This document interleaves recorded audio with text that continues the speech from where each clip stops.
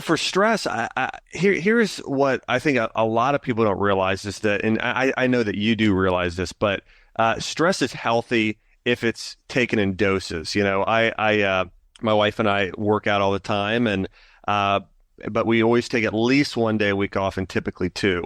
And the reason is when we work out hard. It's when we don't schedule in times of rest that you're going to have an issue. And so again, you can work as hard. I mean, in most cases, you can work really, really hard, be into things and give it your all, but you have to take at least one day a week off and you have to schedule things throughout your day that get your mind off things and allow your body to rest. And so, your mind in a way is a muscle. It has to work if you never rest it. It's just like, if you're trying to work your biceps over time, if you give it too much of a load day after day after day, you're lifting these heavy dumbbells, eventually you're going to tear it, you're going to injure it. And the same thing can happen with our minds and our emotions if we overdo it. And so one of the things I've had my patients do over the years is get out a sheet of paper, have them write down on the left side everything that is stressing them out and their work hours and kind of all, we kind of brainstorm and write out all those things on the side of the sheet of paper. I have them write down all of the things they love to do, things that bring them joy, things that help take their mind off things. And whether that be going for a walk or going to the mall or watching a movie by themselves, whatever it is, we kind of write down all those things that they love to do. And so we go down the left side and we start figuring out, okay, how do we better deal with this situation? What can you get out of your life? Because a lot of times we have too many things we're doing, and what's things that you can say no to.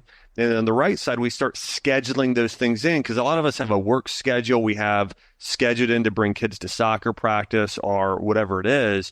You really need to schedule in times of rest, times of joy, and times to live life. And I see this in a lot of people, in business professionals. This is something where I understand. I'm type A. I will go out there and I'll put in an 80-hour week, or I would if I didn't have scheduled in times of rest and understanding this. In fact, there's a great book that really hits on this topic. It's called The Power of Full Engagement.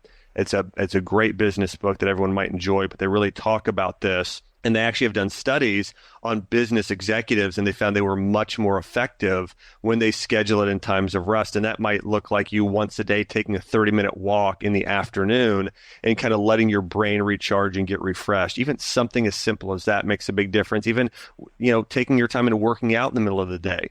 Even if it's just 30 minutes, that it allows to reset your brain. In fact, in the book, they really talk about it takes 20 minutes of not thinking about and concentrating on something for your brain to reset. And if you can take 20 to 30 minutes completely away from thinking and being engaged, it really allows your body to sort of reset there. So anyways, I think in terms of stress, that's an important thing to consider. And I talked about the business side. It's a similar thing, though, with parents, whether you're a business exec or not. I know a lot of moms out there who they're with kids all day, and they probably get zero alone time in an average week.